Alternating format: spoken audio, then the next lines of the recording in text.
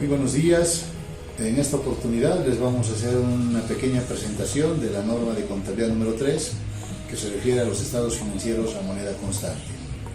Es bueno recordar que en Bolivia nosotros aplicamos esta norma desde el año 1986, en el momento en el cual nuestro país salía de un proceso de hiperinflación. Sin embargo, en esa primera versión de la norma no se establecían condiciones bajo las cuales se debía realizar el ajuste por inflación, o en qué casos se debería realizar y en qué casos no, y obviamente también se definía como un criterio único de reexpresión el dólar estadounidense. Las condiciones en nuestra economía, suscitadas entre el año 2005 al 2007, obligaron a una revisión en esta norma y precisamente en septiembre de ese año se emitió la norma de contabilidad número 3 revisada y modificada, que define exactamente los momentos en los cuales se debe aplicar la norma y además define que el criterio para la reexpresión debe estar dado en función del índice general de precios, como los principales cambios. Un resumen rápido de esta norma define básicamente que nosotros, para poder reexpresar o realizar el ajuste por inflación de los estados financieros,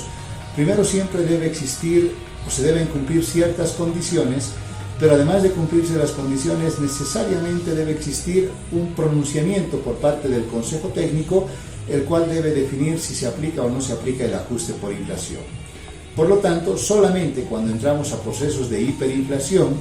y en el caso particular de nuestro país, aunque tenemos todos los indicadores de la NIC 29, incluimos uno particular propio de nuestra economía, donde definimos que cuando la inflación sea próxima o supere el 12% anual, pues vamos a hacer el ajuste por inflación. Por lo tanto, para que eso ocurra, como decíamos anteriormente, necesariamente tiene que haber un pronunciamiento del Consejo Técnico al respecto. Por otro lado, esta norma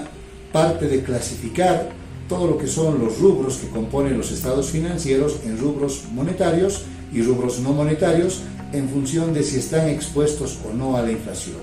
definiendo como rubros monetarios todos aquellos que básicamente están expresados en términos de moneda, y al estar expresados en términos de moneda de curso legal, obviamente están afectados por la inflación y no deben ser reexpresados por efectos de la inflación. Los ejemplos más típicos serán todo el efectivo que nosotros tenemos, independientemente de la moneda, y también las cuentas por cobrar y las cuentas por pagar. Por el otro lado tenemos los rubros no monetarios, que son aquellos que mantienen su valor intrínseco en épocas de inflación y por lo tanto no les afecta la inflación y son aquellos que deben ser reexpresados por efectos de la inflación. Entre los típicos de este tipo de rubros tenemos los activos fijos o bienes de uso, los inventarios, el patrimonio y el 100% de las cuentas del resultado, que son los ingresos y los gastos. Por lo tanto, para poder reexpresar, obviamente se tiene que definir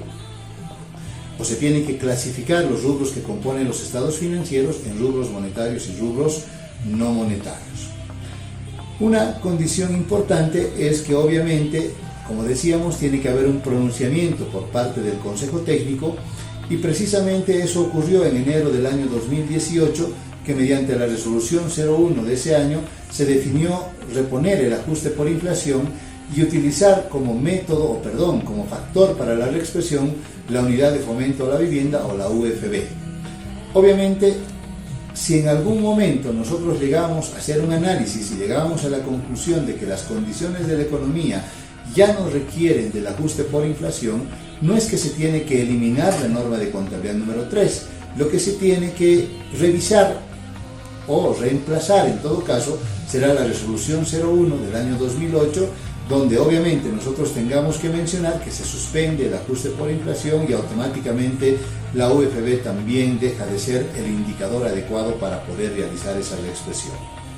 La parte ya metodológica de la aplicación del ajuste por inflación define que nosotros, para poder hacer ese ajuste, tenemos básicamente tres métodos. El primer método, que se habla de un método por índices, en el cual se le expresan todos los rubros de los estados financieros en función de un indicador económico, que en este caso vendría a ser la unidad de fomento a la vivienda. Es bueno aclararlo, vamos a repetir de nuevo, que no es la norma que define que debemos utilizar la UFB, sino es la resolución 01 del año 2008. La norma en realidad define que el ajuste debe realizarse en función del índice general de precios, que es un indicador que en Bolivia a la fecha todavía no se lo calcula.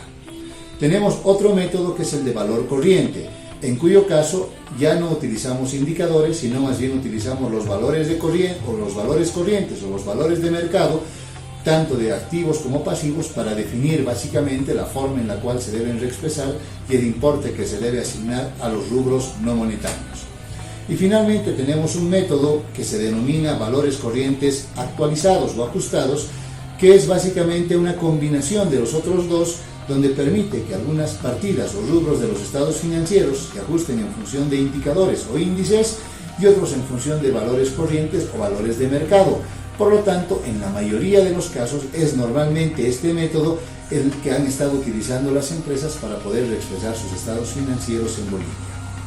Es bueno tomar en cuenta que dentro de la norma no se habla de una reexpresión ilimitada. ¿Qué quiere decir eso? Que no le vamos a ir incrementando de valor especialmente a los activos de forma ilimitada, sino que básicamente se habla de un límite máximo para realizar el ajuste, y ese límite está dado por el valor de costo o el de mercado, el que sea el menor, entendiendo que el valor de costo debería ser el nuevo valor reexpresado por inflación o el costo ajustado por inflación, y el valor de mercado básicamente tendría que ser su valor recuperable. Y el valor recuperable podrá ser otra vez el mayor entre el valor neto de realización o el valor de utilización económica que tengan los bienes. Eso básicamente define que ningún activo debería estar por encima de su valor recuperable.